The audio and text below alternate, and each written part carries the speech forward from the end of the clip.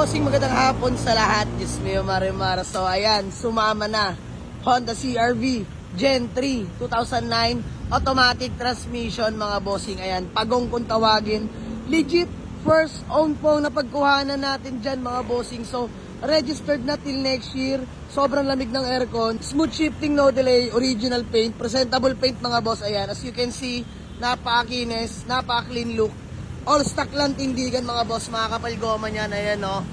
So ayan, convoy pala natin ang ating daily horse na ating Toyota Fortuner na automatic diesel engine mga bossing. Napakagwapo niyan mga bossing. Grabe. So tara, flex ko lang sa inyo itong Honda CR-V Gen 3 natin. Pagong na ito kung tawagin mga bossing. Ayan, dami nagre-request sa atin ng ganito. So ito na mga bossing, alam ko marami-rami kayo. First come, first serve na lang sa garahe. Wala po tayong down payment or reservation fees. Sino lang mauna mag-walk-in. So tara sa interior. Flex ko lang sa inyo mga bossing. Ayan, all power na yan. Mga bossing. Bagong PMS rin pala, bagong change oil. Kamusta aircon, Teng?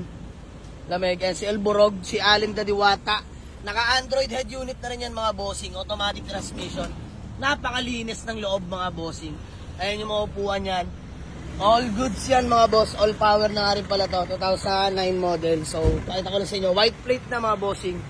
Ayan yung likuran. Napakalawak. Pwedeng pangkargahan mga bossing. So, ayan. Napaka-pogi rin ang convoy natin. Di magpapatalo Fortuner natin mga sir.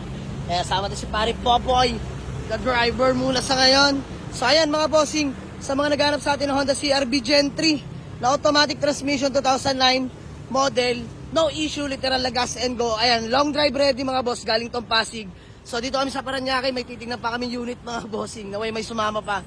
So, kita-kits sa garahe mga boss. Pwede nyo lang kunin to, bagong PMS na yan. Talagang detailing na lang gagawin namin sa interior dyan mga bossing.